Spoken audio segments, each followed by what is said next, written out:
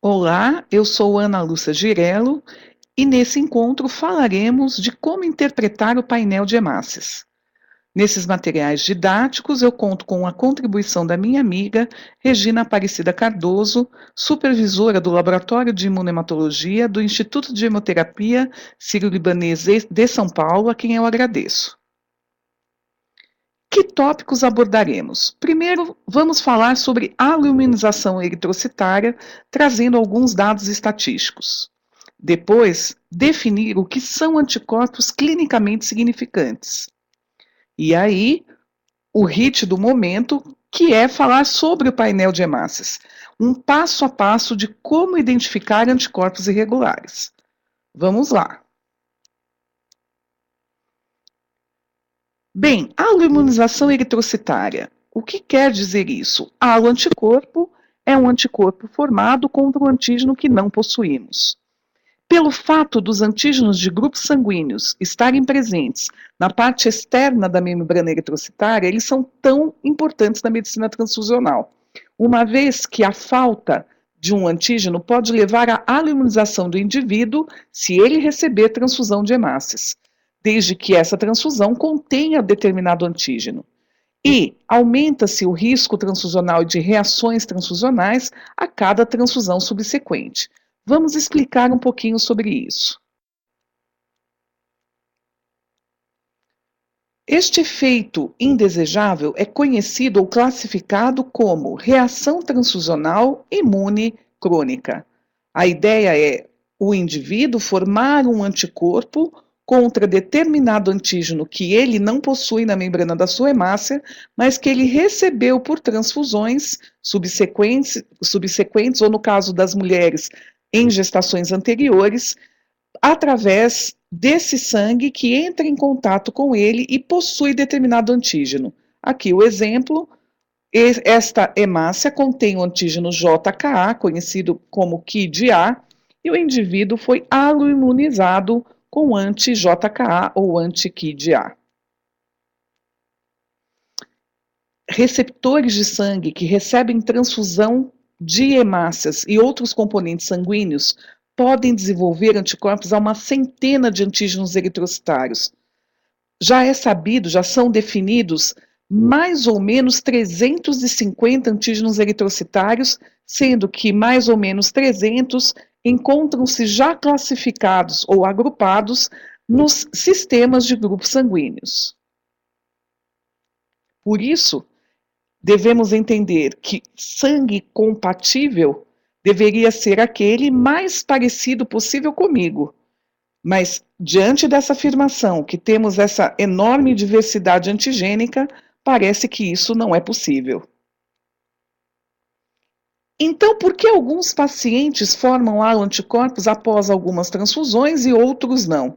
Essa é uma pergunta interessante, porque na nossa vida prática, na rotina, nem todos os pacientes que recebem transfusões de hemácias, falando da aloimunização eritrocitária, nem sempre eles formam com facilidade anticorpos. Já alguns pacientes formam rapidamente após poucas transfusões. Primeira coisa que devemos dizer, qual é o risco relativo de aloimunização? Diz a literatura, em média de 1 a 1,5% para cada unidade de glóbulos vermelhos transfundida. Mas devemos saber que os pacientes que já forem sensibilizados a cada nova transfusão, este risco é 4 vezes maior de produzir novos aloanticorpos e às vezes até autoanticorpos. Isso depende essencialmente da doença de base e do ritmo transfusional. Por exemplo, pacientes politransfundidos por qualquer doença que requeira um suporte transfusional, em média, de 1 a 10% deles apresenta aloimunização. Mas os pacientes falciformes, onde o ritmo transfusional é muito grande, às vezes esses pacientes chegam a receber sangue mensalmente ou até menos, pode atingir até quase 50% do grupo desses pacientes que apresentam aloanticorpos. E um dado aqui muito importante, pacientes falciformes não raro formam também autoanticorpos. E aí a coisa complica bastante, porque eles dependem do suporte transfusional para garantir a sua sobrevida. E a cada nova transfusão, com a formação desses anticorpos, sejam eles halo ou alto, vai ficando cada vez mais difícil selecionar hemocomponente para as transfusões. Existe uma estatística que diz que há um aumento exponencial da aloimunização quando o indivíduo recebe acima de 15 transfusões sanguíneas. Muitos apresentam múltiplos anticorpos, mais de 50% dos pacientes que são aloimunizados têm mais de um anticorpo. E 91% dos pacientes aloimunizados foram imunizados até a 35ª transfusão, o que parece ser muito, mas devemos lembrar que pacientes como os falciformes, que vão receber suporte transfusional a vida inteira, 35 transfusões não é nada.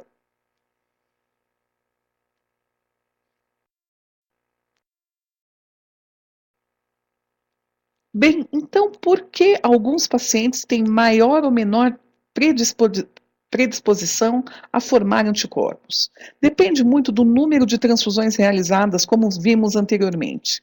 Também das características do antígeno.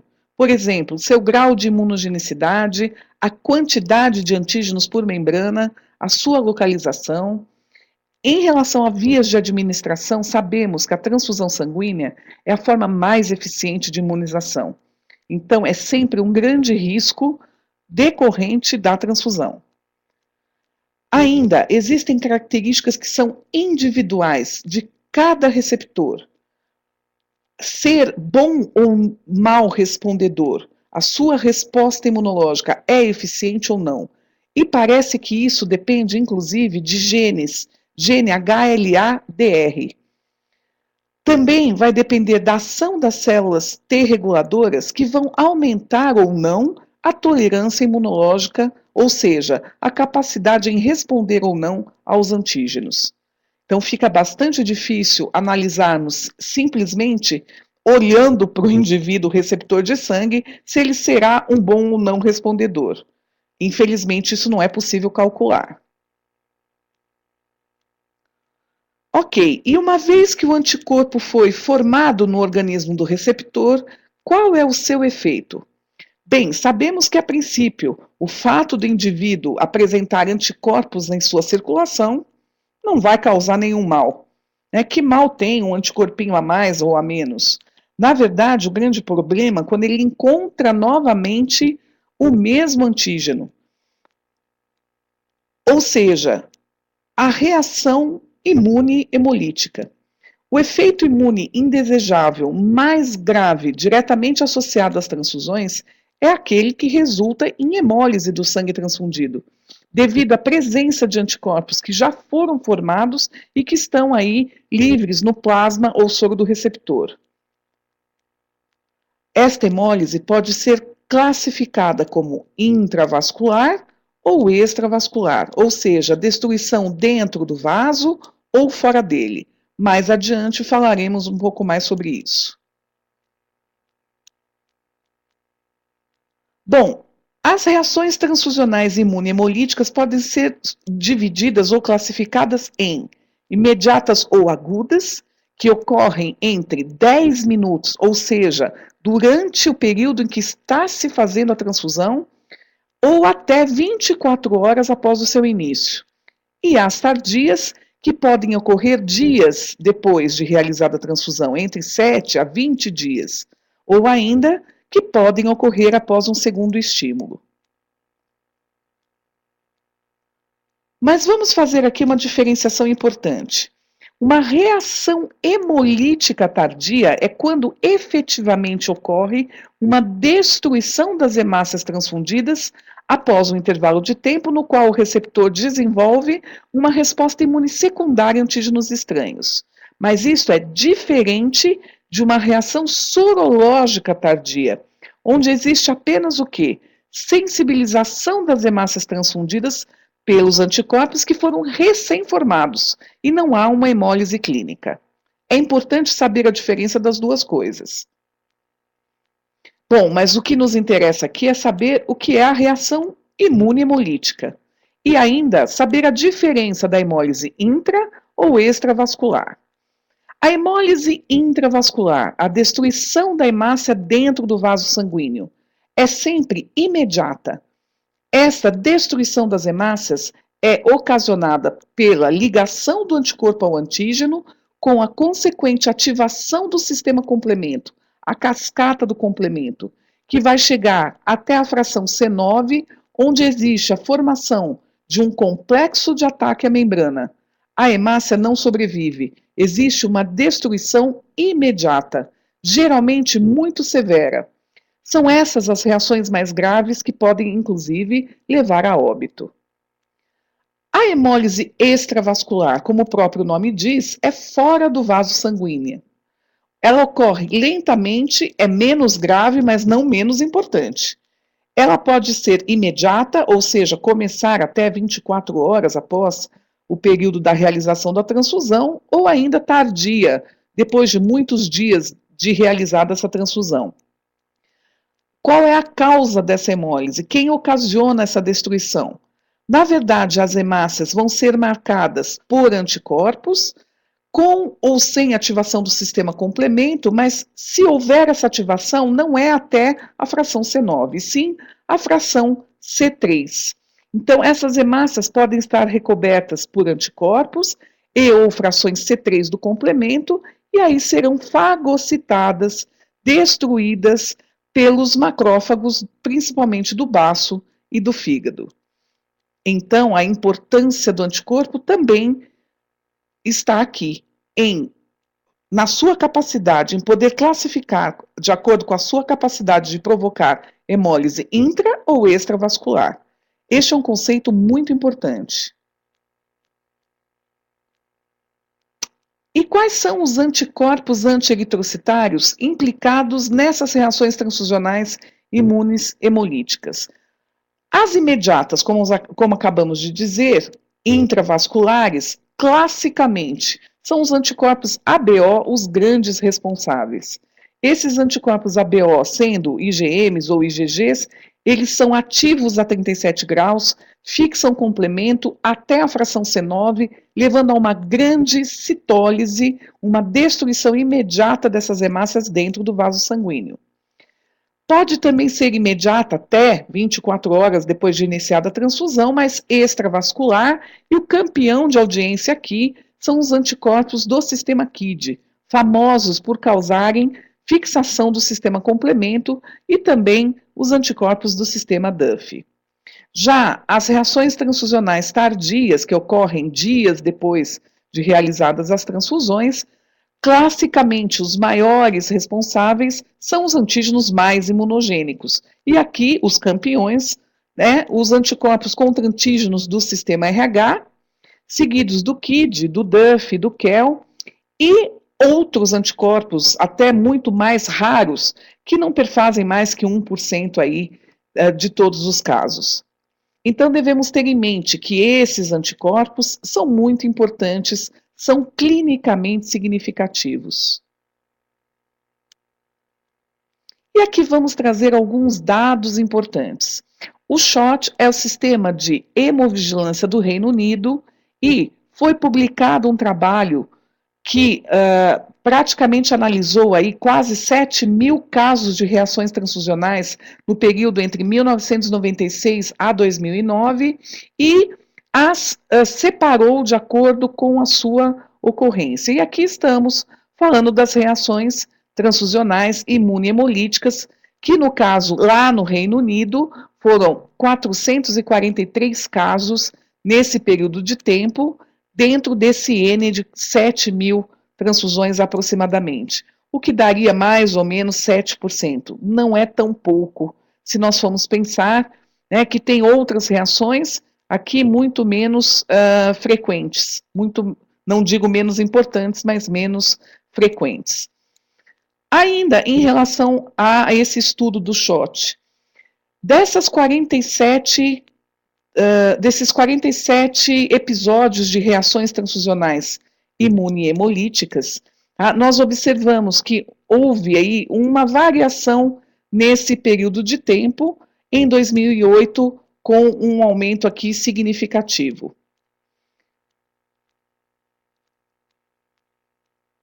E falando das reações, quais foram os tipos? 8 delas foram reações hemolíticas agudas, onde houve uma menor ou quase nada de morbidade em 5 casos, uma maior morbidade em 3 casos, mas nenhum óbito atribuído, graças a Deus, a essas reações.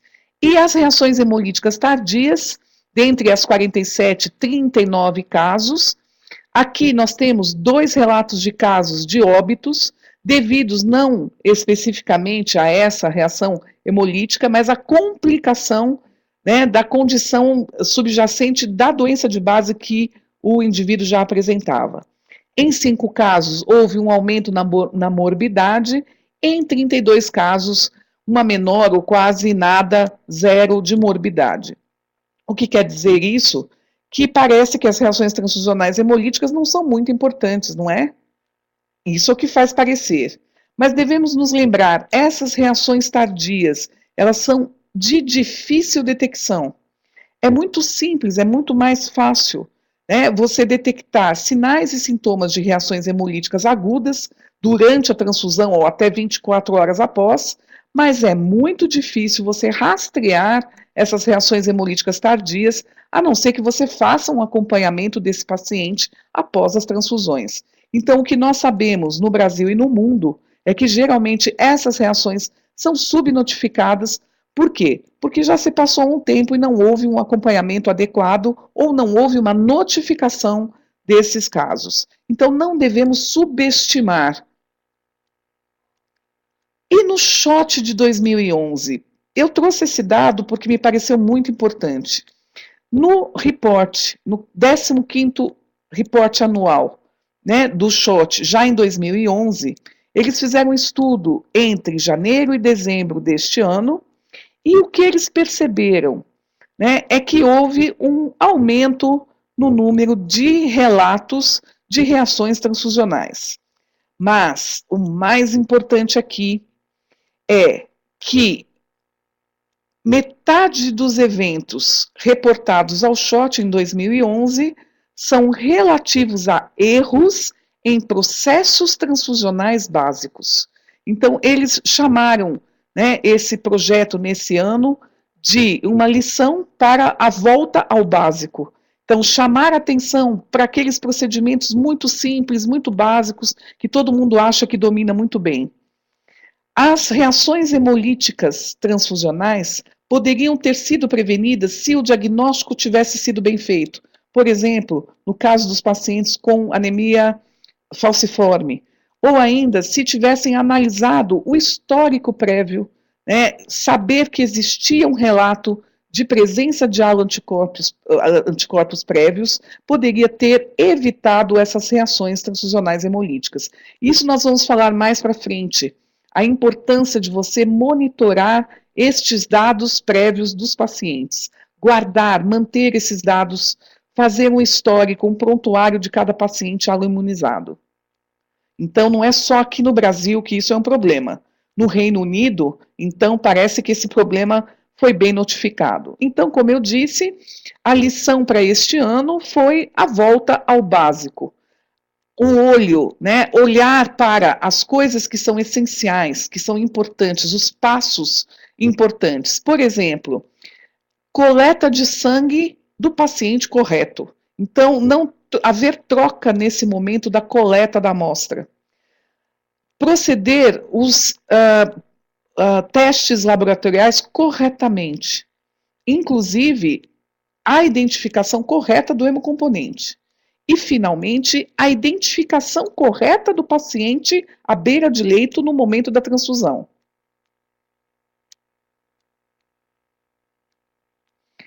E o que mais nos preocupa é que os erros laboratoriais aumentaram bastante, se comparados a 2010, então, de 2011 em relação a 2010, houve um aumento. Entre eles, 7 tipagens ABO erradas, 4 delas que ocorreram num momento de emergência, numa situação de emergência, quando o staff técnico estava atordoado. Nós que trabalhamos em laboratório, que trabalhamos no laboratório de imunematologia de emergência, sabemos o que isso quer dizer. É geralmente nesse momento que não damos atenção, ou a devida atenção, ou a processos muito simples, como identificação da amostra, verificar se o prontuário, se o pedido está correto, se ele bate, se ele confere com os dados constantes da amostra, numerar os tubos de ensaio, numerar as cartelas de geoteste para proceder os testes, e tomar cuidado principalmente no momento de liberação dos resultados, quando você vai atribuir uma bolsa àquele paciente. Daí para frente passa a ser o problema de quem vai levar o sangue para o paciente e agora fazer também toda a identificação correta à beira do leito. Infelizmente, então, nós da parte técnica somos parcialmente os responsáveis por esses aumentos, por esses erros, lá no Reino Unido, pelo menos, e sabemos que aqui no Brasil não é diferente. Então, temos que ter muita atenção, porque, na verdade, gente, a terapêutica transfusional, ela deve salvar vidas e não comprometer vidas. Que bom seria, né, se não precisássemos tomar sangue e pudéssemos tomar aí na nossa veia coisas mais legais, como o vinho, né, alguma coisa que nos fizesse mais feliz. Ok, então vamos falar daquilo que viemos falar, que é a identificação de anticorpos irregulares. Isso parece o buraco negro na estratosfera. Não sei por que as pessoas têm tanto medo, né, quando falamos painel de hemácias. É muito mais mito do que realidade. Vocês vão observar que o procedimento é extremamente simples. O que pega mesmo é o paciente, quando ele possui principalmente uma mistura de anticorpos formados aí por essas imunizações subsequentes. Então vamos ver como é que se identificam anticorpos irregulares? Qual é o segredo? Eu tentei pensar, né, o que eu diria para as pessoas que querem começar, que querem aprender a fazer painel de hemácias.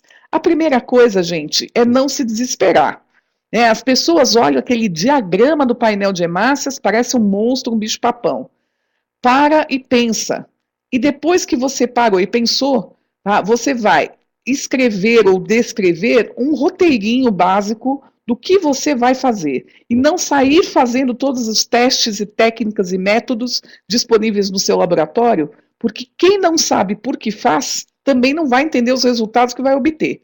Então, conheço alguns lugares que de rotina saem fazendo tudo, adsorção, eluição, painel de hemácias, com papaína, sem papaína, e fenotipagem, joga todos os dados em cima da mesa e agora tenta pensar neles. Eu digo, esse é o caminho mais difícil.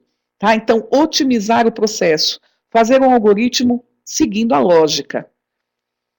Outra coisa, ninguém identifica anticorpo sozinho. Né? Então, existe uma mística que insiste ainda em querer se manter, especialmente ao longo desses anos, que uma pessoa é muito boa nisso, então só ela vai fazer identificação de anticorpo. Tá? Ninguém é tão bom quanto todos nós juntos, ou seja, muitas cabeças, às vezes, conseguem chegar muito mais rápido no resultado do que uma cabeça só. Então, o trabalho em equipe, né, discutir os casos, discutir os resultados, isso é essencial para que você possa pensar, né, na especificidade aí do anticorpo.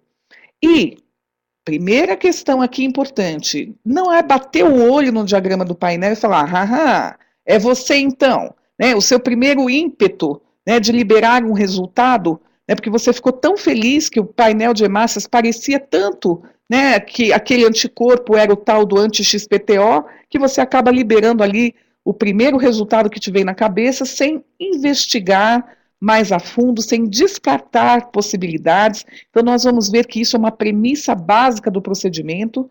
Então, uma resposta não é suficiente, até que seja a resposta correta. Então, também fazer um look back, olhar para trás. Então, quando você terminou tudo, para e olha para trás e veja se não escapou alguma coisa. E é nesse momento que você percebe que pode ser que o seu resultado esteja errado. Então, guarde essas dicas que aprendi ao longo de todos esses anos trabalhando com isso.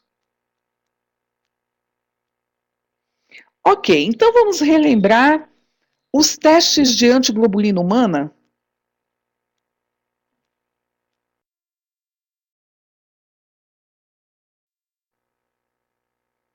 O teste de antiglobulina humana direto, ou TAD, é um teste para detectar anticorpos ligados às hemácias. Esses anticorpos podem ou não ser autoanticorpos, mas com certeza estarão fixados às hemácias em vivo. E a pesquisa de anticorpo irregular, antigamente conhecida como CUMBIS indireto, é o teste que detecta os anticorpos livres no plasma ou no soro. Nem sempre é só halo anticorpo. Também vamos entender isso mais adiante. Falando, então, nós sabemos que devemos lavar essas hemácias para proceder os testes em tubo. Lavando, removemos todos os anticorpos que não estão aderidos às hemácias, e aí sim, fazemos uma suspensão dessas hemácias que já estão sensibilizadas com anticorpos e ou frações de complemento, e adicionamos o soro de antiglobulina humana. Lógico que aqui é só demonstrando o fundamento da técnica, porque você deve seguir corretamente tudo que foi preconizado nas bulas. A ideia é: haverá aglutinação, porque o soro de antiglobulina humana é um anti-anticorpo, então ele será capaz de ligar as hemácias que estão aqui, na verdade, ainda se repelindo, tá? Promovendo agora uma aglutinação visível. Então, o que quer dizer um TAD positivo? Significa que algo está ligado às hemácias. Muito bem, esse algo que está ligado às hemácias, esperamos que seja um anticorpo. Então, nós veremos na sequência que é sempre importante definir qual é a classe do anticorpo e se é ou não complemento. Por quê? Porque os testes de eluição, que nós conhecemos como eluato, eles se prestam apenas para dissociar anticorpos de classe IgG. Então, se houverem esses anticorpos, eu vou proceder, então, uma técnica que seja ela de alteração de temperatura ou de adição de solventes orgânicos como éter ou clorofórmio, ou ainda de reagentes com baixo pH, o que pode promover, então, o desligamento desses anticorpos com a destruição efetiva dessas hemácias, mas agora no sobrenadante, que eu chamo eluato, no eluído, eu vou ter esses anticorpos livres para poder identificá-los pelo painel de hemácias. Então, eluição, existem várias fórmulas ou várias formas de se fazer, mas o importante é que eu vá desligar esses anticorpos para depois saber quem ele é, qual a sua especificidade. Muito bem, então, como eu disse, no caso dos TADs positivos, é sempre importante fazer uma pesquisa de qual é a classe do anticorpo e ou fração de complemento que está ligada. E, às vezes, as pessoas têm até condições de detectar ou classificar as subclasses de IgG. Mas o fato é que eu só vou proceder eluição se o anticorpo for IgG, porque esses métodos são específicos.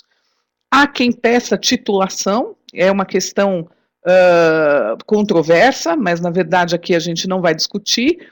Mas o anticorpo agora eluído das células, eu vou poder então identificá-los usando os painéis de hemácias, que podem ser também, inclusive, os kits de triagem de anticorpos e também aqueles de prova reversa. Muito bem, o eluato, ele não é uma forma de conseguir limpar a hemácia para a fenotipagem, mas nós temos outros métodos de dissociação desses anticorpos, por exemplo, tratar células com difosfato de cloroquina, para que eu possa dissociar os anticorpos, mas agora manter as hemácias íntegras para que eu possa fenotipar. Ok? Esses são métodos acessórios que discutiremos numa outra ocasião. Mas o fato aqui que chama atenção é: será que todo TAD negativo é realmente negativo? Ou seja, não há anticorpo fixado nas hemácias? Eu devo sempre prestar atenção no histórico. Ou seja, se há evidência clínica de hemólise, vale a pena investigar. Porque nós sabemos que os testes de antiglobulina humana diretos, dependendo da metodologia em que são feitos, são pouco sensíveis. Então, eu posso ter um teste negativo simplesmente porque eu estou abaixo da quantidade de anticorpos possíveis de serem detectadas por essa metodologia. Mas eu lembro, vou voltar aqui um pouquinho o slide, que como na eluição eu parto de uma grande quantidade de hemácias, um compacto de hemácias, um sedimento de hemácias, mais ou menos 1 ml, de hemácias lavadas, e agora eu vou destruir todas essas hemácias e liberar todos os anticorpos, eu sempre digo que o eluato é um método de concentrar anticorpos.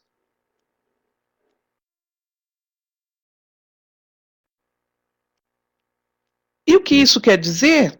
Que eu poderia, então, ter anticorpos em baixa quantidade, em baixo título, fixados a essas hemácias, e com o método de eluição eu consigo concentrá-los. E aí eu consigo identificá-los. Fica aqui uma dica para que vocês pensem naqueles casos em que apenas o teste está negativo, mas existe todo um indício, sinais e sintomas clínicos de hemólise, e você não consegue explicar. Muito bem, e os testes de pesquisa de anticorpos irregulares no soro, conhecidos como CUMBs indireto? Eles pretendem, então, detectar anticorpos livres no soro ou plasma, então hoje é possível usar os dois, a partir da adição de hemácias fenotipadas. Essas hemácias fenotipadas são adquiridas comercialmente e têm perfis antigênicos complementares ou diferentes. Na verdade, os kits no Brasil são compostos, na maioria dos casos, de 2 hemácias, mas existem kits de 3 hemácias ou 4 hemácias, o que aumenta bastante a chance de detectar anticorpos de outras especificidades. Por quê? Porque eu terei antígenos em simples dose, ou seja, eu não vou ter os pares antitéticos aqui, por exemplo, KID A, KID B na mesma hemácia. Eu vou ter o KID A numa hemácia e o KID B na outra hemácia. Ou DUF A, DUF B. É muito mais fácil você ter essas hemácias de indivíduos homozigotos quando você tem kits de 3 hemácias. Tá? No caso das 2 hemácias, geralmente isso fica mais difícil, lembrando que essas hemácias comerciais que são usadas para compor os kits que vocês compram, são obtidas de doadores de sangue. Então, nós dependemos hoje do fornecimento dessas hemácias por serviços de hemoterapia às indústrias, para que você possa compor esses painéis de forma adequada. Não é tão simples quanto a gente pensa, não é possível ainda fazer isso de forma sintética. Então, no caso do PAI positivo, a ideia que fica aqui é, né, então, se o anticorpo ligar a uma das 2 hemácias aqui, como é o exemplo, significaria que só esta hemácia tem o antígeno correspondente, essa aqui não. Exceto no caso de eu ter antígenos, por exemplo, em baixa quantidade, em baixa expressão, poucos anticorpos, o que eu chamo de efeito de dose, e aí o resultado ser um falso negativo. Mas, geralmente, o que quer dizer um PAI positivo com uma das células é que só esta célula tem o antígeno correspondente. E o que quer dizer o PAI positivo com 2 células? Ou que as 2 células têm o mesmo antígeno, ou que eu tenho anticorpos diferentes. Um reage com uma hemácia, outro reage com outra. Então, podemos sempre ter esses 2 resultados, positivo com as 2 ou 3 células, ou positivo apenas com uma delas. O fato é, lembrando que, no caso de todos os testes onde se utiliza um soro de antiglobulina humana, quando ele resulta negativo, eu sempre tenho que fazer uso da hemácia controle de soro de antiglobulina humana, que aqui, de novo, eu vou mostrar a animação. Aqui representando um teste negativo, o soro de antiglobulina humana fica sobrando no teste, e aí, para eu ter certeza de que ele realmente está sobrando e que eu não lavei inadequadamente, neutralizei esse soro, eu adiciono as hemácias controle de CUMBs ou controle de antiglobulina humana. Esse é um procedimento obrigatório para testes em tubo em bancos de sangue. Infelizmente, não segue a mesma legislação no laboratório de análises clínicas, mas eu deixo a dica. É uma importante ferramenta para quando você trabalha com testes em tubo, para poder verificar se os seus procedimentos foram adequadamente realizados. Fica outra dica, então. Use sempre hemácia controle de Cumbres a cada teste onde você usar o soro de antiglobulina humana e resultar negativo. São hemácias RH positivas, sensibilizadas com anti-D. Então, elas já vêm de fábrica contendo anticorpos ligados nela. Esses anticorpos, então, vão capturar esses antiglobulinas humanas que estão aqui sobrando no teste.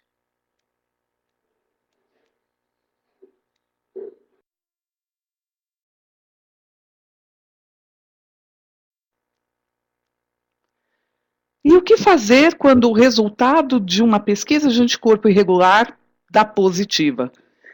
Geralmente, tudo termina em identificar esse anticorpo através da utilização do painel de hemácias. E podem ocorrer várias coisas. Por exemplo, desde você conseguir observar, determinar a especificidade do anticorpo através da observação de um resultado nítido, que combina perfeitamente com o diagrama daquele painel, até você obter todas as reações positivas, que é, vamos dizer assim, o extremo, né, do exemplo, que isso pode querer dizer também várias coisas, desde uma mistura de anticorpos ou um anticorpo contra um antígeno, que todo mundo possui, e nesse caso é importante observar que o autocontrole dará negativo, até ser um autoanticorpo.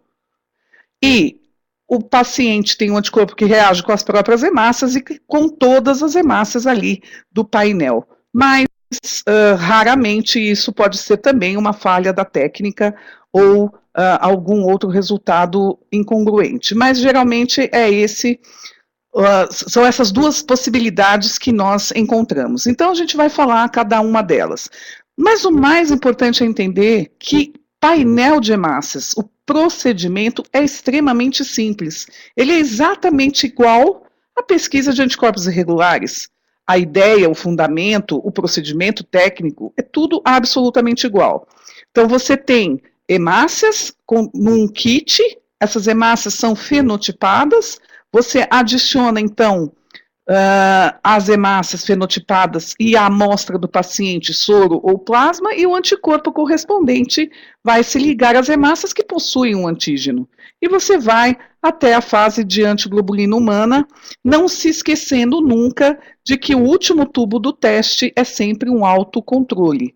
É importante saber se esse anticorpo que está aqui, livre nesse plasma ou soro do paciente, é realmente um halo anticorpo e não contra as próprias hemácias.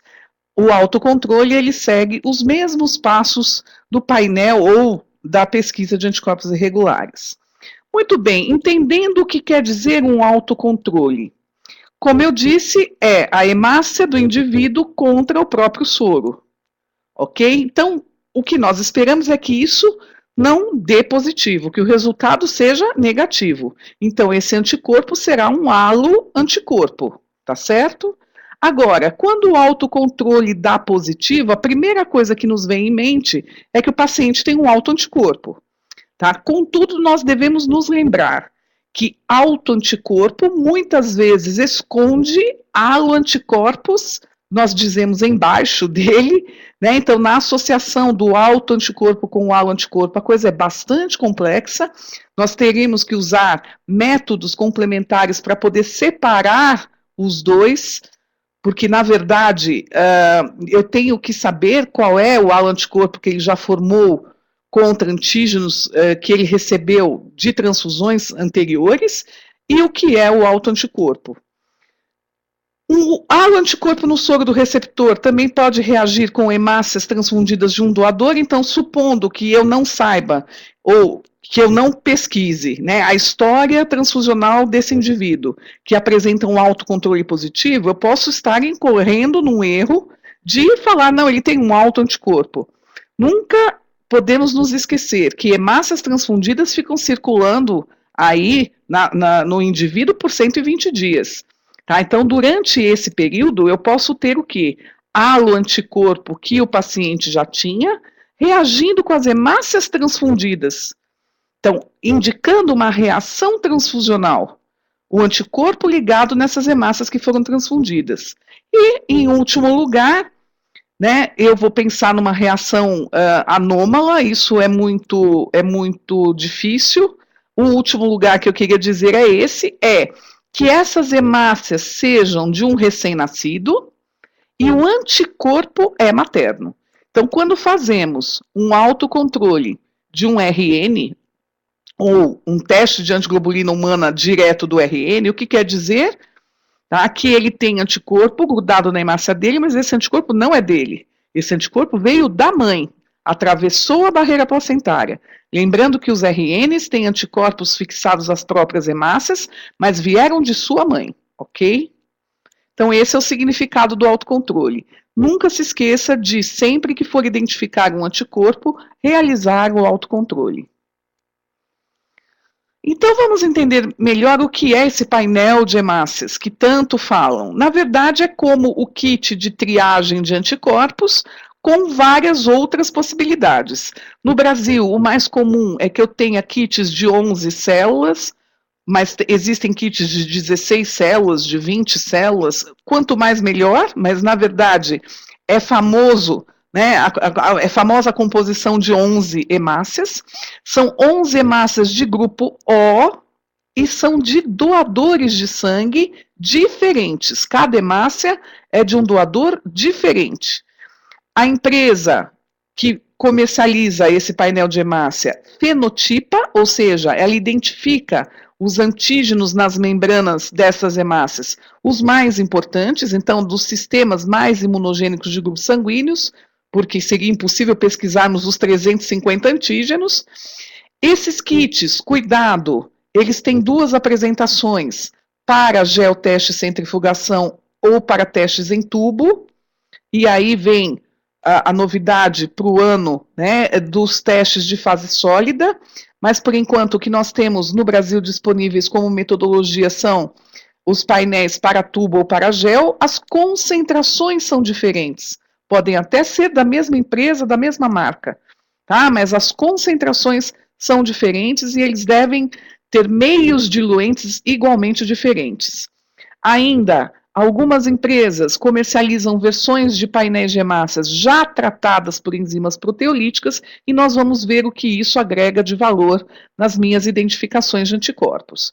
Então, só lembrando, essa é a foto que foi cedida pela empresa Biorad, ex-Diamed, mas que todos os painéis de hemácias de todas as marcas disponíveis no Brasil têm a mesma ideia. Gente, então é apenas um modelo fotográfico, mas eu vou dizer que a ideia é sempre a mesma, são doadores de sangue diferentes, cada um no seu frasquinho, com a diferença, então, que dependendo da metodologia, o meio diluente pode ser meio de força iônica normal, para testes em tubo, ou meios de baixa força iônica, quando esse painel é para geoteste, mas são hemácias, vamos dizer assim, não modificadas.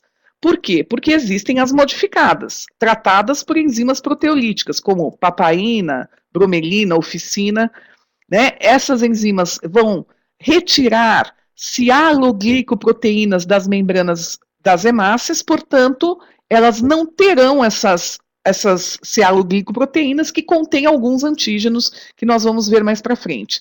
Então, é necessário eu ter o painel enzimático? Não, é um método complementar, é um método acessório, mas de grande utilidade quando você trabalha com pacientes que recebem frequentemente transfusões e podem ter múltiplos anticorpos de difícil detecção, de difícil identificação. É o método complementar mais conhecido para a identificação de anticorpos irregulares. Esses kits, de qualquer marca, de qualquer modelinho, né, acompanha o tal diagrama, né, que todo mundo tem medo porque não sabe exatamente o que ele representa. E eu vou dizer, se você entende a dinâmica do diagrama do painel de hemácias, você já entendeu tudo.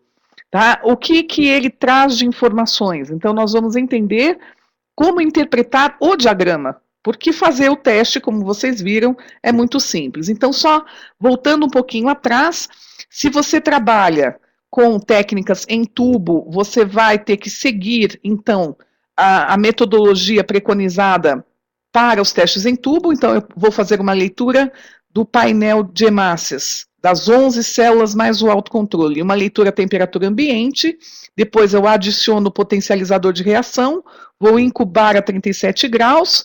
Nesse momento, passado esse tempo, eu retiro do banho-maria, procedo às lavagens consecutivas e adiciono o soro de antiglobulina humana, deu negativo, hemácia controle de antiglobulina humana. Ou seja, exatamente o mesmo procedimento que falamos lá para a pesquisa de anticorpos regulares. Ok? Mas aqui é importante lembrar o seguinte, que no geoteste, o que nós temos são duas fases. Ou eu faço um painel salínico, ou eu faço um painel em fase de antiglobulina humana. Ok, então é diferente? É diferente a fase que eu identifico o anticorpo, ou seja, no geoteste eu não passo pela leitura da temperatura ambiente. Mas não posso me esquecer que os painéis têm todos os antígenos, então isso não muda a capacidade de detectar ou de identificar os anticorpos. Existe uma mística de que é necessário se trabalhar com duas metodologias diferentes para identificar o anticorpo. Eu digo que não. Você pode escolher hoje muito bem entre trabalhar em tubo ou trabalhar em geoteste, e quando necessário você lançar a mão ou da enzima ou de uma segunda metodologia. Então, se você trabalha em gel, faz tubo; se você trabalha em tubo, você faz o gel. Se você só tem o painel normal, você pode adicionar a enzima como método acessório.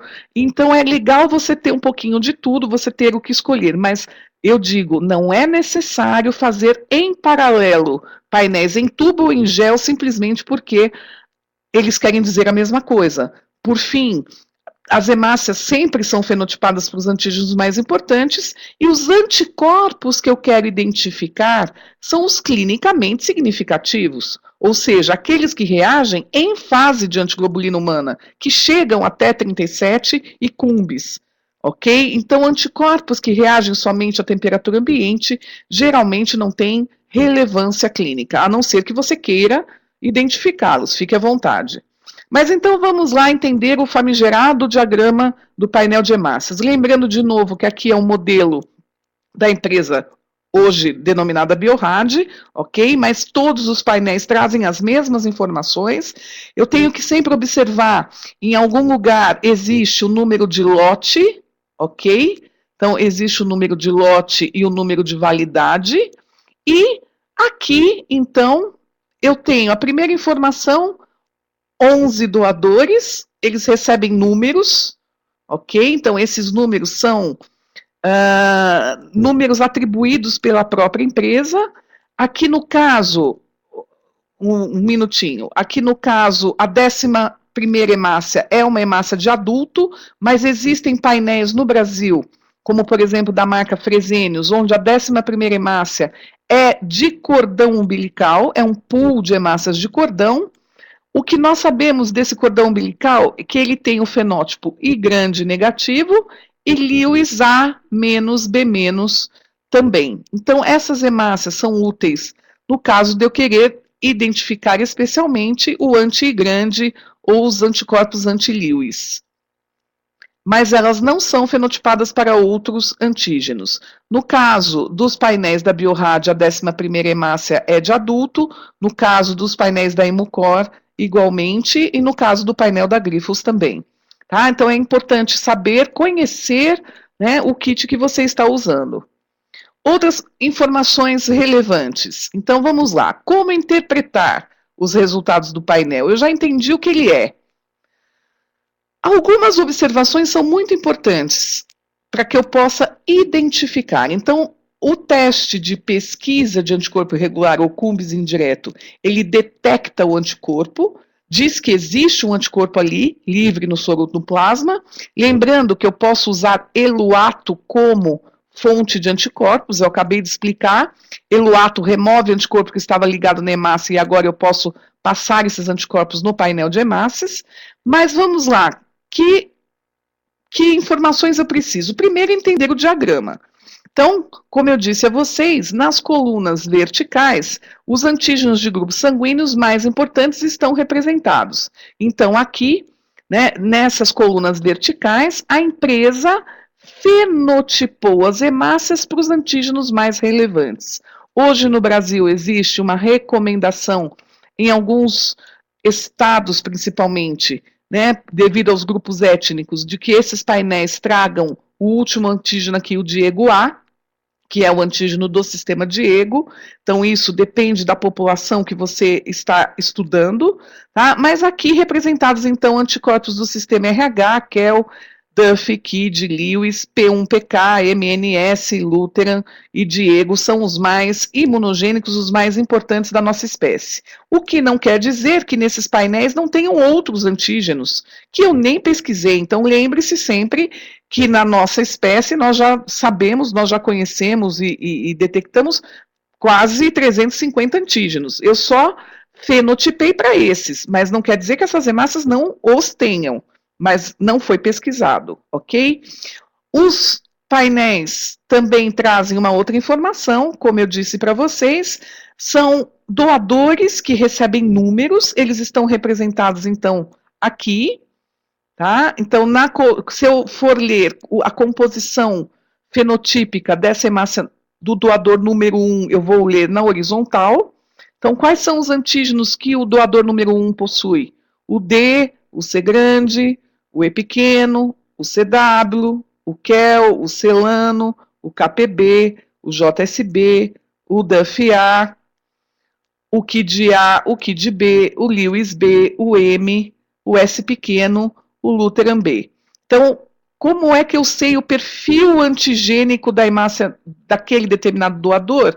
Eu leio na horizontal. E na vertical, eu leio quais são as hemácias que têm determinado antígeno. Então, quais são as hemácias que têm em comum o antígeno D?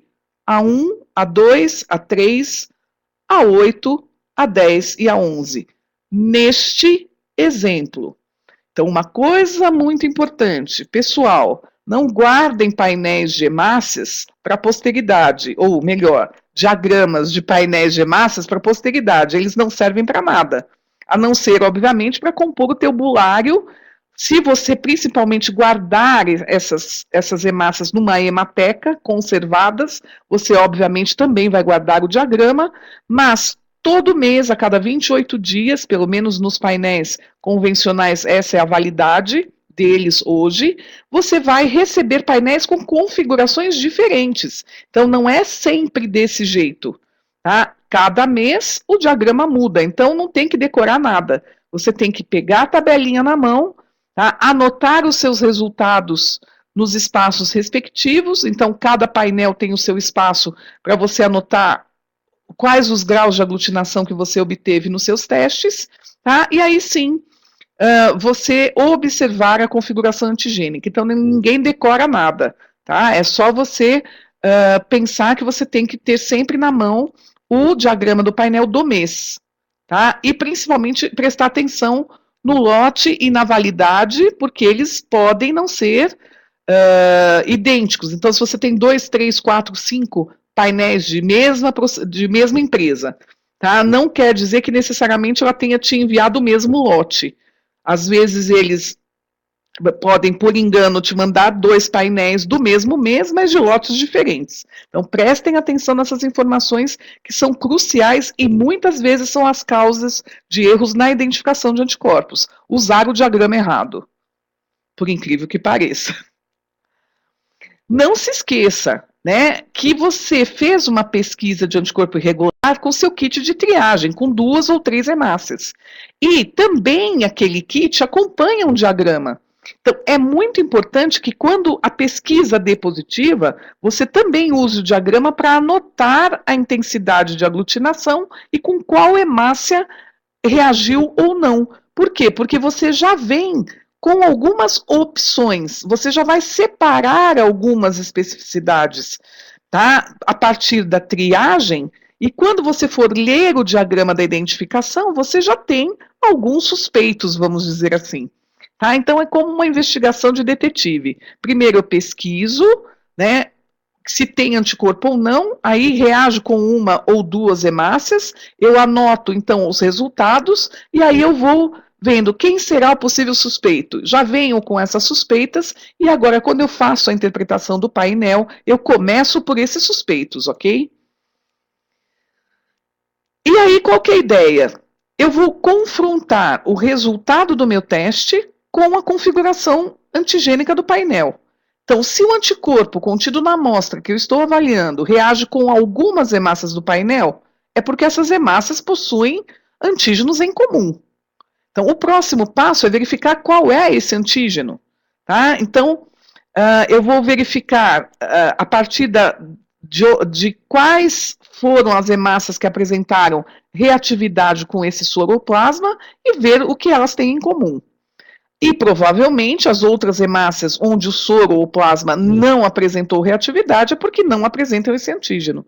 É a lógica, tá, de você ter ou não a especificidade desse anticorpo pelo antígeno naquela hemácia. Vamos exercitar então. Eu já facilitei aqui, né, o caso para vocês, eu fotografei um caso bem simplesinho, vamos dizer assim. De novo, é um modelo fotografado, né, desta empresa, mas os testes em geoteste, eles seguem a mesma lógica. Se fosse em tubo, você iria anotar da mesma maneira os graus de aglutinação. Mas qual que é a ideia? Então, é comparar os resultados obtidos, tá, com a configuração antigênica desse diagrama. Uma coisa importante, é imprescindível eu anotar o resultado no diagrama respeitando a quantidade de cruzes, tanto na PAI quanto no painel. Muitas vezes as pessoas anotam só positivo e negativo, tá? Isso não pode, tá? Por quê? Porque você anotar o grau de aglutinação fornece importantes dados, como, por exemplo, se existe apenas um anticorpo na amostra ou mais de um anticorpo, tá? Quando você tem mais de um anticorpo, você deve pensar, talvez eles tenham títulos diferentes e possam reagir com graus de aglutinação diferentes. Nem sempre é assim, mas já é um dado importante a ser observado. E siga sempre o padrão preconizado para testes em tubo ou em gel. Então, aqui eu me permiti voltar ao básico, tá? E nós discutirmos quais são esses graus de aglutinação. Então, qualquer que seja o tipo de gel, a marca de gel, tá certo? O que é quatro cruzes? O que é uma aglutinação forte?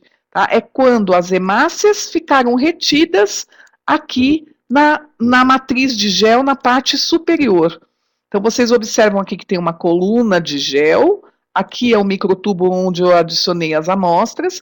Após a centrifugação, as hemácias vão tentar atravessar o gel, tá? Aqui no caso eu estou falando de PAI, então esse gel contém o soro de antiglobulina humana, PAI ou painel de hemácias, então eles vão ser aglutinados pelo antiglobulina humana.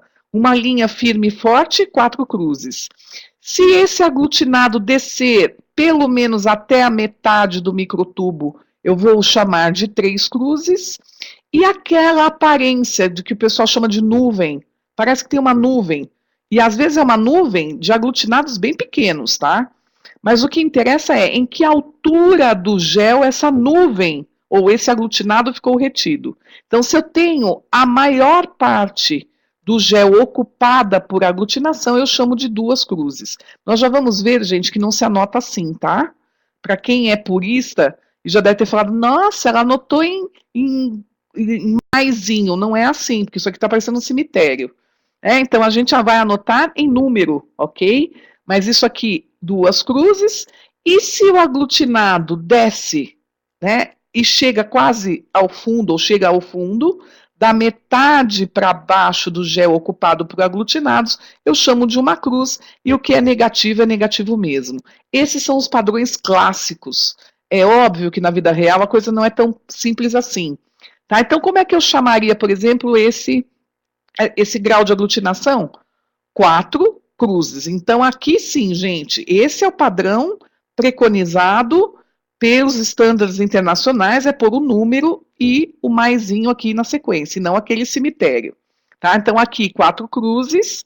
Tá? Aqui, gente, há uma dúvida, né? Você poderia dizer, mas eu vi aqui hemácias chegando aqui no fundo, tá? Mas veja só, a maior parte delas está da metade para cima, eu chamo de três cruzes. E aqui, gente, duas cruzes diferentes, mas são duas cruzes. Então, aqui ao longo de todo o gel, aglutinação, aqui um pouquinho mais para baixo, mas não é ainda da metade para baixo. Então, eu vou chamar ambas as aglutinações de duas cruzes. Aqui, da metade para baixo, eu tenho aglutinação visível, tá? Se você acha que isso aqui está muito fraquinho, tá? Pode ser fraquinho sim, porque uma cruz no tubo também é fraquinho, ok? Mas o importante é que a coluna está ocupada da metade para baixo, uma cruz. E aqui, para quem acha que aqui não tem nada, tá? Eu acho que eu vi um pozinho. Então, na dúvida, gente, primeira dica muito importante do gel é você virá-lo de costas, tá? Então, observa sempre com uma incidência de uma luz, tá? De preferência no aglutinoscópio, e olha frente e verso do cartão, tá? Aqui tem um pozinho sim. Como é que eu anoto pó? W de wick, ou eu escrevo pó, tá? Não mais ou menos, ok? Então, há controvérsia se isso aqui é um pó ou não, tá certo? Mas eu sei que tem. Considere pó como positivo, tá? Não existe essa história, outro mito, é uma mentira que contaram para vocês que pó no gel não existe, tá? Tem gente que faz assim estrepulias do tipo centrifuga 2 vezes para ver se some, ou deixa aí na bancada mais 1 hora para ver se some. Gente, é óbvio, né, que se aqui houver um pó, tá, e você deixar descansando na bancada, tá, a gravidade naturalmente vai puxar esse pó para baixo. Tá? Então não existe isso, não se pode centrifugar 2 vezes o cartão para ter certeza do resultado, tá? E também não deixe passar um tempo para depois verificar se o pó continuou ou não, porque isso não existe. A leitura e a interpretação devem ser imediatas. E o que é o correspondente no tubo? Então, o zero negativo se escreve zero e não aquele monte de pauzinho, né, de tracinho, porque tracinho pode querer dizer que o teste não foi realizado. Então, o certo é escrever zero, ok? Então, aqui não há nenhum aglutinado. Quando existe pó, tá, eu anoto W ou escrevo pó, e pozinho é fácil da gente ver, desde que você não balance o tubo com muita força. Então, eu sempre brinco que pó só vê dependendo da mão que balança o berço, né? Então, se você é aquela pessoa que balança o tubo muito forte, você nunca viu um pó na vida, ok? Então, a forma certa de ler aglutinados em tubo é balançar delicadamente. Eu sempre digo, balançar o tubo sem balançar o braço, tá? Não é termômetro clínico, tá? Leiam com muita cautela, porque pó tem significado clínico, pó é positivo. Uma cruz, os grumos já são visíveis, não há nenhuma dúvida que aqui tem grumos, mas o sobrenadante é bem vermelho, eu anoto um mais. 2 cruzes, aglutinados médios, e o sobrenadante já está límpido, eu escrevo 2 mais. 3 cruzes, aglutinados grandes, escrevo 3 mais, e 4 cruzes, aquele botão sólido. Tá? Existe uma segunda interpretação, que é o score, eu atribuo um número, tá? Então o pó tem score 3, uma cruz tem score 5, 2 cruzes score 8, 3 cruzes score 10 e 4 cruzes score 12, e eu posso, então, depois somar no final, por exemplo, estou fazendo uma titulação de algum reagente, e eu vou atribuindo graus de aglutinação e scores. E aí eu posso somar e obter um número no final. Então, uma denominação, é uma forma de anotação muito utilizada em controle de qualidade de reagentes imunematológicos. Mas voltando então aqui ao nosso exercício. Então agora você já sabe interpretar grau de aglutinação. Tá? A primeira coisa que eu observo aqui é o autocontrole. Tá? Então eu sempre começo o teste pelo controle. Aqui eu quero saber se esse anticorpo que eu estou observando é um halo anticorpo ou é um autoanticorpo. Então aqui é um halo anticorpo. Vou anotar os graus de aglutinação lá no meu diagrama, na minha folhinha do diagrama do painel.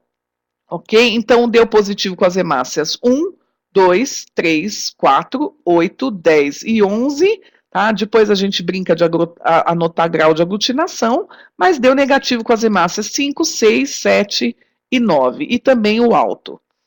Aí, nesse caso, eu posso, tá? Eu não digo fazer em paralelo, mas eu posso, nesse caso eu usei a enzima como método acessório, eu fiz essa opção. Então, o que aconteceu é que houve uma potencialização das reações, aqui tudo nitidamente 4 cruzes, então também anoto as positividades lá no diagrama, muito bem, autocontrole continua negativo, então agora me resta saber para que serve a enzima, porque eu tenho falado dela, nós já falamos anteriormente em outros encontros, tá? O que faz a enzima? Ela corta cialoglicoproteína membranar, e nessa cialoglicoproteína de terminais carboxílicos, tá? Eu tenho lá as cargas elétricas negativas, que fazem com que a hemácia entenda que ela é negativa. Então, se eu uso hemácias com tratamento enzimático, tá? Eu vou ter menos cargas negativas nessas hemácias. Mas moravam alguns antígenos lá, né, gente? Então, quando eu removo proteínas da membrana da hemácia, eu removo antígenos. E os mais conhecidos, né, que são destruídos pela bromelina e papaina, são os antígenos M, N, S grande, S pequeno, DUF-A, DUF-B, XGA, Kido, Rogers e PR. Mas, ao mesmo tempo que eu removo esses antígenos, outros antígenos vão estar mais expostos. E, consequentemente, os anticorpos contra os antígenos do sistema RH, classicamente, tá? E também Lewis, P1PK, VEL, I, grande e HI, podem ter as suas reatividades aumentadas, por quê? Porque os antígenos estão mais expostos. Os anticorpos contra antígenos do sistema KID têm uma atividade variável, ok? Não é tão esperado, mas é uma possibilidade. Quando você tem anticorpos em baixo título destes sistemas, você usar a enzima para potencializar. Muito bem, então o que eu espero que aconteça quando eu uso a enzima, ou painéis tratados por enzima, é que não tenha esses antígenos, que no caso já estão até realçados aqui com outra cor. Então você compra um kit que não tem esses antígenos. Então, naturalmente, se você tem um anticorpo contra esses antígenos na amostra, não vai dar positivo. Então você teria um resultado positivo com o painel normal e um resultado negativo com o painel enzimático. Isto é um resultado. Até mesmo não mudar nada, você fala assim, eu usei o soro do paciente com hemácias tratadas por enzimas e não aconteceu nada. O não acontecer nada também é um resultado. Significa que provavelmente não eram anticorpos contra esses antígenos. Ah, não, sim, eu passei com hemácias tratadas por enzimas e agora sumiu tudo. Sim, sumiu tudo por quê? Porque eram anticorpos contra esses antígenos. Então, é um raciocínio, gente, muito simples. Eu só preciso saber o que cada coisa faz. Eu preciso conhecer o fundamento das técnicas. Então, tem que ter colinha, né? Tem que anotar, isso aqui é uma colinha, é uma cola que a empresa já te dá, quais são os antígenos destruídos pelas enzimas proteolíticas. Esse painel, no caso, né, dessa empresa é tratado por papaina, mas a bromelina tem a mesma ação. Muito bem, eu só quero discutir uma questão aqui que sempre me perguntam e parece que é uma coisa importante da gente comentar. Às vezes você faz o painel normal e quando você faz o painel enzimático, aparece um anticorpo. Eu quero comentar isso porque para aqueles que fazem os dois painéis ao mesmo tempo, isso pode ser uma possibilidade. Não aparecer nada quando você fez o painel na fase de antiglobulina humana e aparecer um anticorpo somente com o tratamento enzimático. Então, a primeira coisa que a gente lembra é que autoanticorpo e anticorpos frios são potencializados pela enzima. Então, é muito comum o pessoal dizer, anticorpo que reage só com painel enzimático geralmente não tem importância clínica. Tá? Então, os livros trazem essa informação, tá? Que esses anticorpos não têm significado clínico, salvo algumas exceções. O que eu diria que são as exceções? Quando você detecta um anticorpo que, segundo a literatura, tem importância clínica. Eu vou dar um exemplo. Um paciente com história de múltiplas transfusões, já recebe sangue há vários anos, ele apresenta um anti-grande reativo somente no painel tratado por enzimas. Olha só.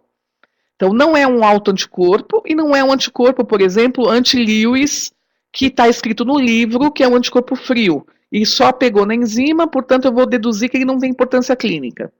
Não, é um anti-E grande. Anticorpos contra antígenos do sistema RH, que nos livros tá escrito que eles têm importância clínica, são anticorpos IgGs, reativos a 37, e aqui o baixo título, gente, pode ser por quê? Porque ele formou esse anticorpo devido às múltiplas transfusões há vários anos atrás. Obviamente, o anticorpo vai desnaturando, ele é proteína, chega um ponto que ele não está mais detectável na fase de antiglobulina humana. Mas como o tratamento enzimático expõe os antígenos RH, tá, eu acabo aumentando a potência, né, a ligação, a possibilidade de ligação desses anticorpos com os seus antígenos, tá, e aí aparece esse antigrande. A minha pergunta é, você tem coragem, tá, de ler no livro que anticorpos reativos somente na enzima não têm significado clínico? E neste caso, você passaria uma bolsa grande positiva? Eu, Ana Lúcia Girello, não faria isso. Tá? Então, eu só quero que vocês reflitam sobre as coisas que vocês leem muitas vezes, porque tem contextos diferentes. Tá? Então, lógico que a enzima é um tiro no pé. Tá? Você pode acabar potencializando anticorpos frios que não têm nenhum significado clínico. Tá? Dentre eles, já citados, os anticorpos anti-Lewis, anti-P1PK, anti-grande, anti-HI, tá? São famosos. E as autocrioglutininas, ok? Mas, em contrapartida, ele pode sim fazer aparecer um anticorpo que estava ali tão em baixo título que você ia passar batido. Tá? Eu valorizaria, dependendo do nome do anticorpo. Tá? Então, pacientes com múltiplas transfusões, é importante fazer a pesquisa com painel enzimático. E eu respeitaria. Por quê? Porque se você der um novo estímulo, se você não respeitar esse anticorpo e der um estímulo dando outra vez hemácia com aquele fenótipo positivo, o título do anticorpo amanhã sobe. E amanhã você tem uma reação transfusional imune hemolítica. Muito bem. Quarto passo. Então, eu já vi, né, que estavam positivas, já sei o que significa o tratamento enzimático, anotei os resultados, agora eu vou comparar o resultado obtido da amostra com o diagrama do painel. Então, note que nesse nosso exemplo aqui didático, tá, as hemácias 1, 2, 3, 8, 10 e 11 apresentaram reatividade. E quando eu fui olhar aqui no diagrama do painel, ó, 1, 2, 3, 8, 10 e 11, essas hemácias têm em comum o antígeno D. Tá? Olha só que bonitinho. 1, 2, 3, 8, 10 e 11, um anti-D reagindo com as hemácias que são D positivas. Mas a hemácia 4 não tem o antígeno D. E olha só, tá dando positivo aqui. Então, o que eu devo pensar, gente? Aquela história, a gente fala, quando você procura o nome do anticorpo e ele não bate, tá? Fica sobrando ou faltando alguma coisa, você tem que começar a pensar que talvez você tenha mais de um. Tá? Então, nós começamos a ter problema aqui, quando você olha e vê uma coisa que você não queria ver. Tá? Nossa, mas estava tão bonitinho, exceto pela hemácia 4. Então, será que não tem um anticorpo a mais que está reagindo com essa hemácia 4? Então, eu só recortei o diagrama aqui do painel, gente, tá? Para ficar mais fácil a nossa interpretação. E olha, na enzima ela continua. Tá? Então, eu tenho que observar, né, o que tem, né, na hemácia 4, além do antígeno D. Aqui ficou facinho, né, porque eu vi aqui logo na sequência, tá, que a hemácia 4 tem o antígeno C grande. Tá? Ah, mas era só na hemácia 4? Vamos observar aqui, ó. Também tinha na hemácia 1. Só que o anti-D reagiu com as hemácias que tem, com os antígenos desta hemácia, e o anti-C grande também. Então, isso que eu chamo que um anticorpo encobre o outro. Tá? Você tem dois anticorpos reagindo com a mesma hemácia, um encobrindo o outro. Então, você não perceberia o anti-C grande aqui. Na hemácia 2, a mesma coisa. Olha, já tinha, o anticorpo anti-D já tinha reagido com o antígeno D. Agora, o anti-C grande reagiu também com a mesma hemácia. Tá? Na hemácia 3, só tem o D. Então, o anti-D reagiu aqui, mas não tem o C grande. E aqui é o contrário. Olha só, essa hemácia não tem o antígeno D. Então, o anti-D não deveria reagir. Mas aparece aqui uma reatividade no meu teste. Então, olha, possivelmente isso aqui é o anti-C grande que estava escondidinho aqui e agora ele apareceu bonitão. Vamos ver se tem mais alguma hemácia aqui que tem um antígeno. Olha só, de novo a hemácia 11 que já tinha dado positiva devido ao anti-D. Tá? De novo aqui o anti-C grande escondido pelo anti-D. Tá? Então muitas vezes é assim que a gente percebe que tem mais de um anticorpo, quando não bate a sua interpretação. Tá? E tem casos muito mais graves, né? Por exemplo, quando começa a pegar com muito mais hemácias e você acaba tendo muitas possibilidades. Mas eu só quero ensinar aqui o raciocínio. Casos mais complexos a gente vai deixar para um outro momento. Esse curso é um curso de fundamentos, né, da imunematologia, então ainda não é o momento de discutirmos esses outros casos tão cabeludos. Mas uma coisa a gente tem que saber, que o paciente pode ter múltiplos anticorpos. Então, o grande problema é quando o problema é o paciente. Então, quando vocês me dizem assim, mas identificar anticorpo é tão difícil. Não, identificar anticorpo é fácil. Tá? Se ele tiver um anticorpo e bater com o diagrama do painel, fica tudo lindo. O problema é que ele já fez múltiplas transfusões e ninguém respeitou o fenótipo dele. E aí ele já fez múltiplos anticorpos. Então, nesses casos, gente, você vai ter que lançar mão de outros métodos acessórios. Às vezes, por exemplo, comprar painéis de marcas diferentes ou ter painéis de lotes diferentes. Vigilância sanitária, por favor, não vão dizer para a vigilância sanitária que eu mandei usar painel velho. Tá? Então, eu vou fazer aqui uma ressalva de uma coisa que é muito comum e que nós precisamos fazer, que é guardar painéis de lotes diferentes. Mas como é que eu guardo esses painéis? Eu guardo esses painéis em hematecas, em geladeiras separadas. Esses painéis de outros lotes, que significa dizer de lotes anteriores, já vencidos, não podem ser usados na rotina. Eles só podem ser usados como hemateca, como uma fonte de hemácias fenotipadas de diferentes fenótipos, quando eu preciso identificar múltiplos anticorpos. Tá? Isso tem que ser muito separado dos meus reagentes do uso, é onde eu guardo soroteca, hemateca, eu tenho que registrar isso, eu tenho que manter distante e só lançar mão disso realmente quando for necessário. Tá? Mas eu tenho uma outra fonte de hemácias fenotipadas, os meus doadores, por exemplo. Tá? Então eu posso ter doadores de sangue com fenótipos conhecidos na bolsa, lá na geladeira, já vem com a etiquetinha ali, dizendo qual é o fenótipo, ou para alguns antígenos, ou para todos. Tá? E como eu disse, hematecas que são inventários de hemácias. Então, podem ser hemácias que eu obtive de doadores, ou de pacientes, ou de painéis que eu conservei.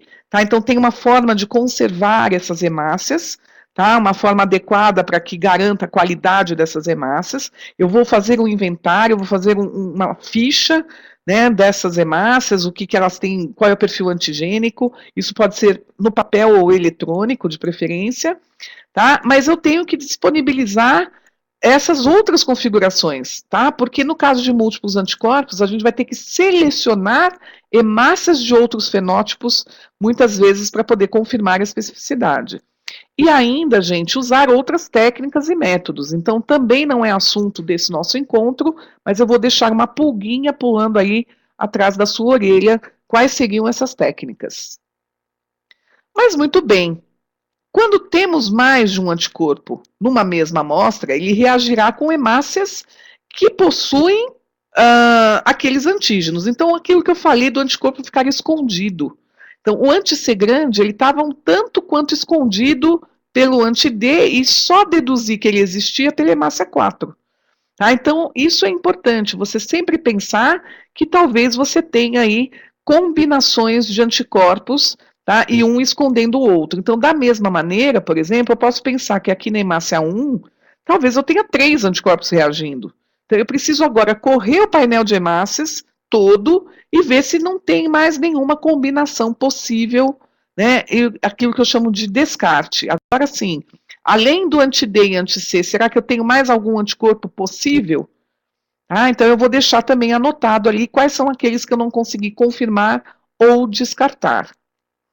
Tá? Então, só relembrando aqui o nosso caso, não se esqueça, de novo, eu vou falar do autocontrole, muita gente não faz, tá? Eu não sei como, tá, trabalhar com identificação de anticorpo sem saber se ele é halo ou autoanticorpo. Tá? Ou você pode fazer com o painel de hemácias, você já fez junto com a pesquisa, tá? Mas em algum momento você vai ter que fazer o autocontrole, tá? Aqui, gente, tem uma questão estatística, tá? Para que seja relevante e que me dê uma certa segurança essa minha identificação do anticorpo, eu sempre parto do princípio que de 11 hemácias, eu preciso ter pelo menos 3 positivas e 3 negativas para aquele antígeno em questão. Tá? Então, de novo, provavelmente, se eu não tiver neste lote do painel, eu vou ter que usar painéis de marcas diferentes, tá? Ou até das minhas hematecas, as minhas hemácias preservadas lá de doadores ou de painéis antigos ou de pacientes que sejam fenotipadas e estejam nas minhas hematecas. Então, isso aqui, gente, vou dar um exemplo para que a gente possa entender do que a gente está falando, tá?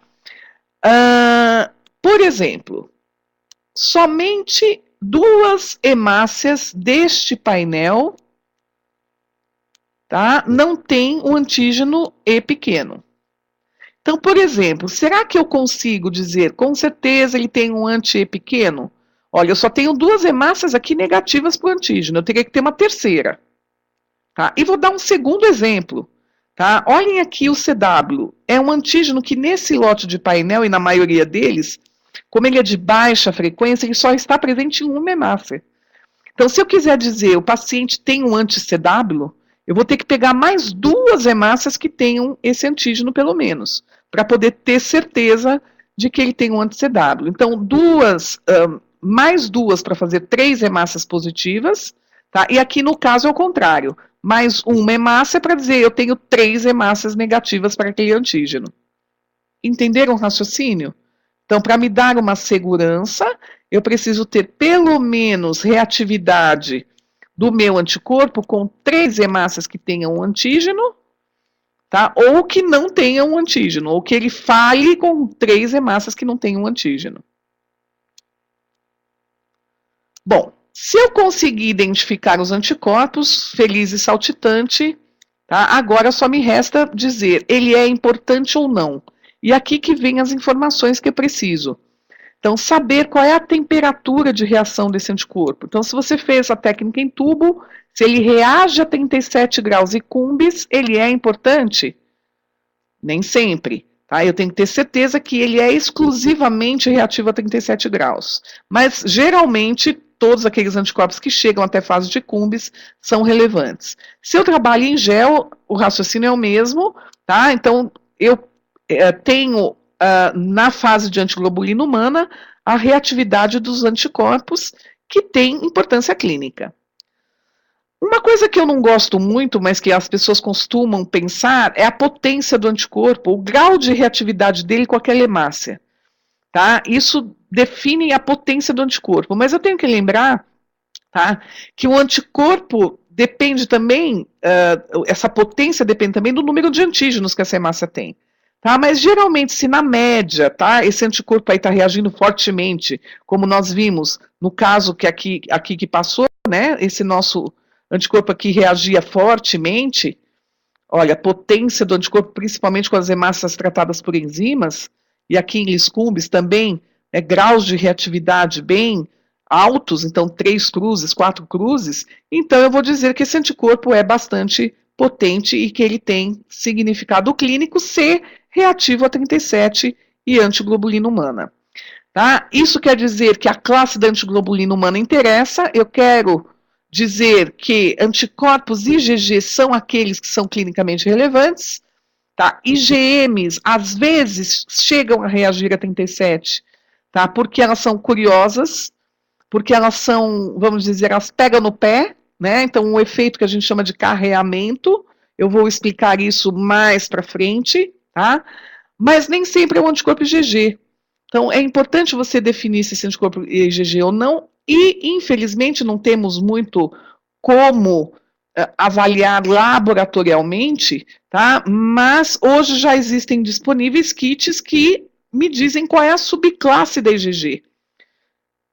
Ou por kits comerciais imunematológicos, ou por citometria de fluxo, porque nós sabemos que as IgGs 3 e 1 são as mais importantes. Por quê? Porque elas têm capacidade de ativar complemento. Então, esse é um dado que quase ninguém avalia, tá? Mas que, em determinado momento, esse conhecimento pode te ser útil. Por exemplo, em gestantes. Será que o anticorpo dessa gestante é IgG? Será que essa subclasse é hemolítica? Então parece ser um dado importante em alguns momentos para você avaliar significado clínico. Mas olha só, como definir, então, anticorpos anti-eritrocitários de importância clínica? São aqueles que são capazes de causar morbidade em decorrência do quê? Da destruição das hemácias transfundidas, tá? Às vezes, não só das transfundidas, mas também das próprias.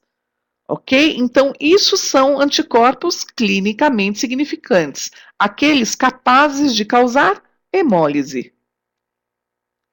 Muito bem, defini o significado clínico do anticorpo, agora eu tenho um passo adicional.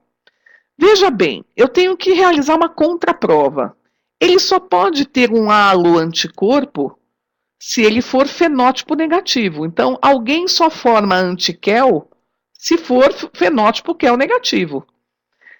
Isso parece, gente, ser irrelevante. É lógico. Se esse anticorpo, o autocontrole deu negativo, identifiquei um antiquel, ele só pode ser QEL negativo.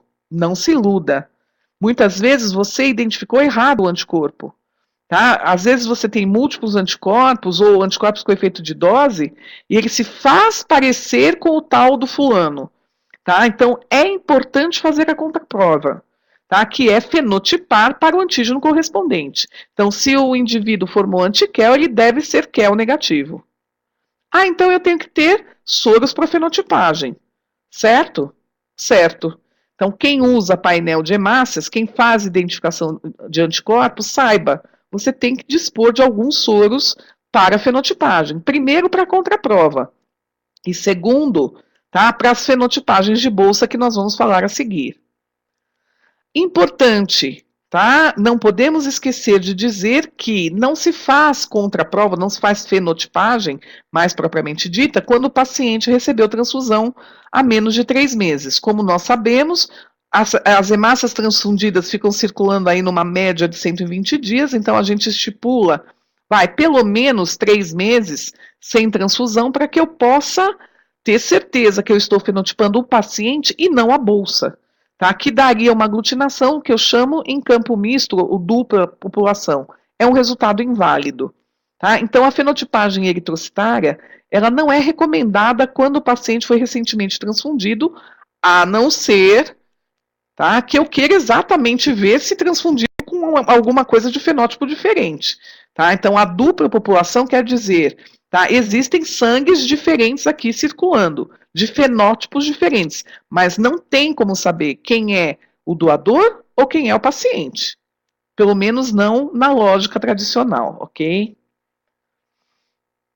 Então, como eu disse, se o indivíduo, eu defini que ele tem um anticorpo clinicamente significativo, eu já fiz a contraprova dele, que isso é um passo a passo que eu diria que é obrigatório, tá? Então, nós nos propusemos a fazer aqui um passo a passo, seguindo os estándares internacionais e nacionais para identificação de anticorpos. Então, se ele for clinicamente significativo e houver necessidade de transfusão, eu vou ter agora que selecionar sangue fenótipo compatível para o receptor. O que quer dizer fenotipar a bolsa e o paciente para o antígeno em questão. Então, voltando naquele nosso exemplo anterior, onde o paciente tinha um antiquel, então ele tem antiquel, ele deve ser QEL negativo. Tenho que fazer a contraprova. E tenho que fenotipar a bolsa para saber se a bolsa também é QEL negativo, porque eu não posso transfundir bolsa contendo o antígeno. O que isso quer dizer? Sabe o que isso quer dizer? Que não basta você fazer prova cruzada.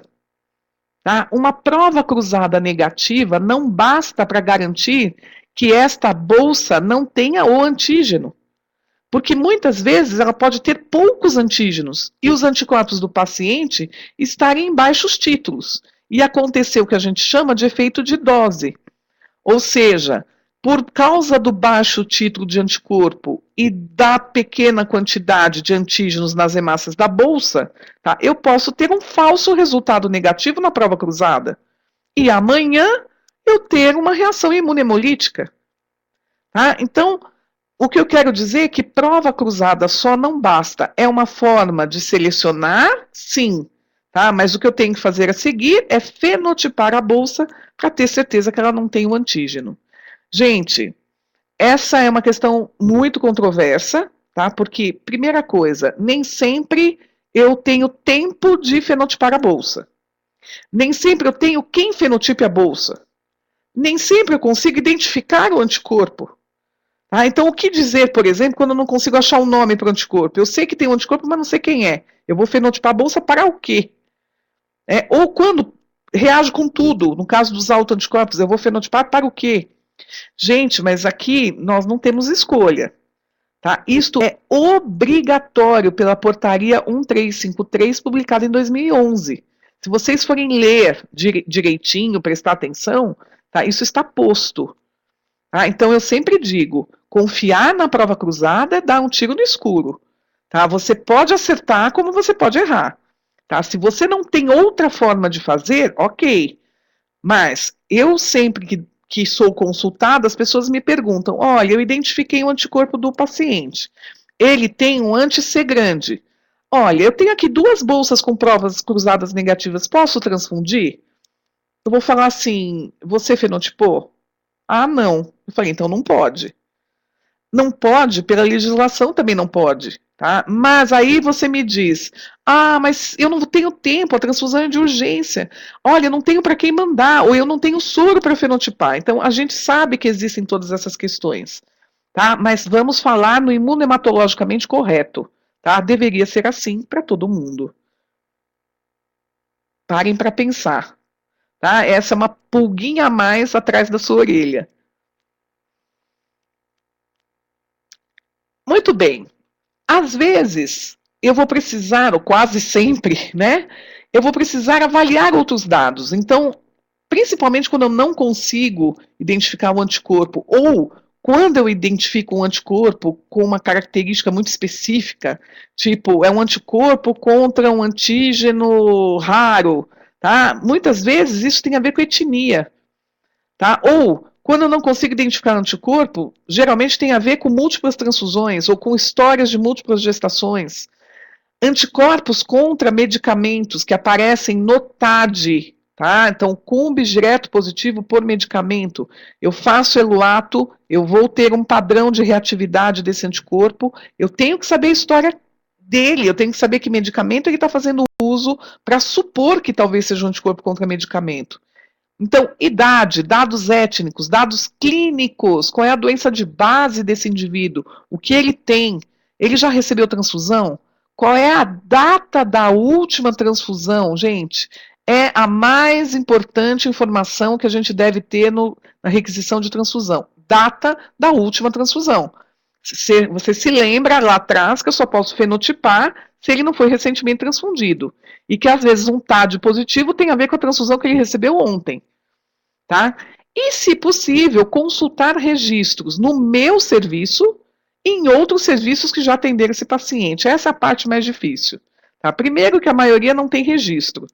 Tá? Nem sabe que recebeu transfusão, a maioria dos pacientes. Tá? Nem sei de onde ele veio, tá? Ele não me disse. E aí também implica em você ter que ligar para o serviço e perguntar do registro anterior.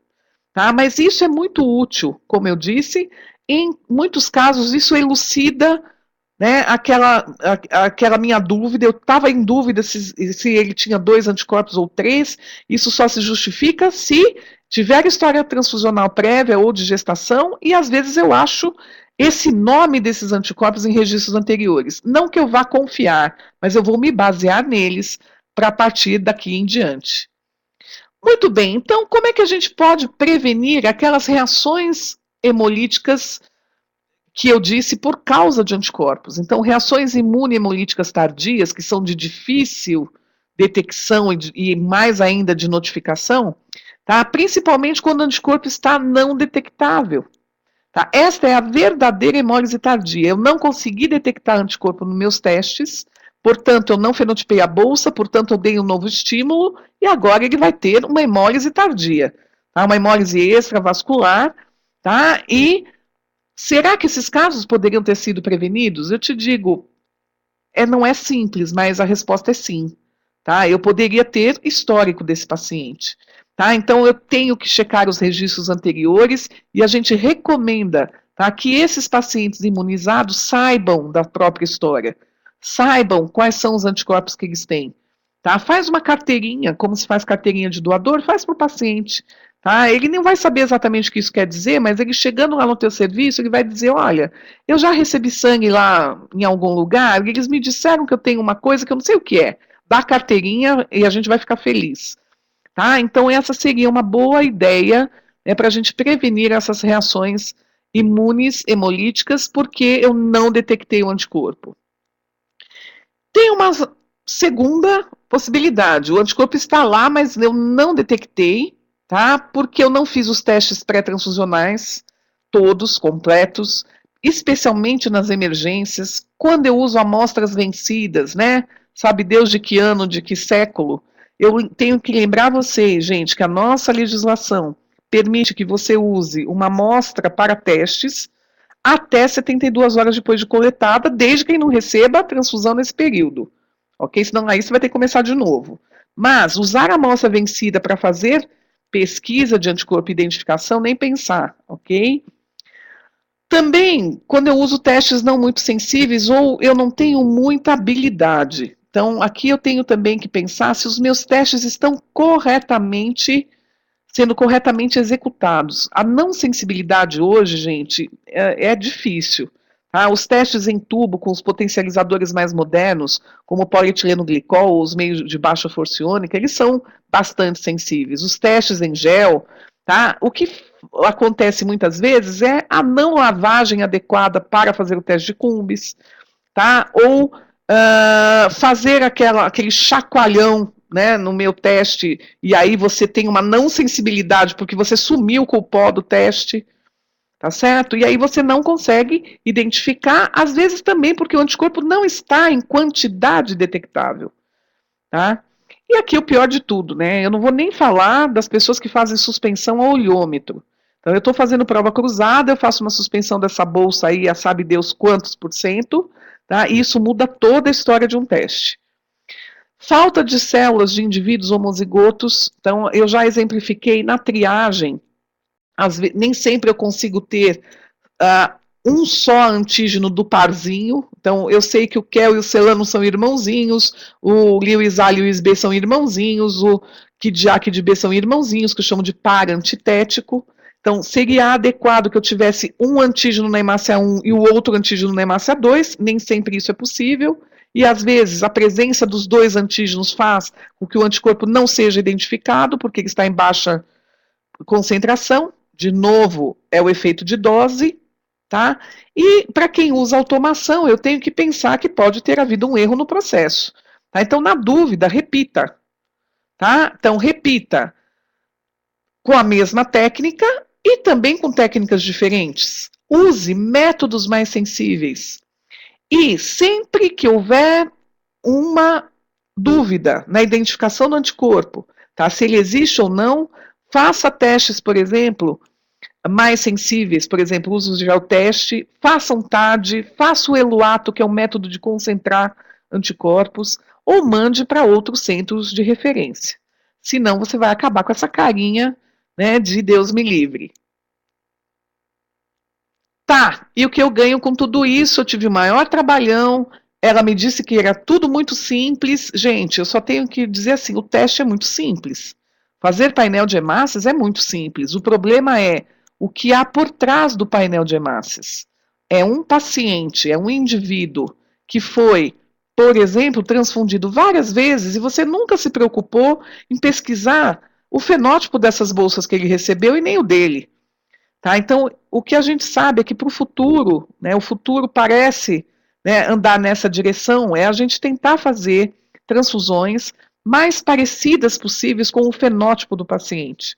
Tá? Infelizmente, por enquanto, fenotipar para tudo é impossível, tá? Mas pelo menos fenotipar para os antígenos mais imunogênicos, isso já está previsto na nossa legislação.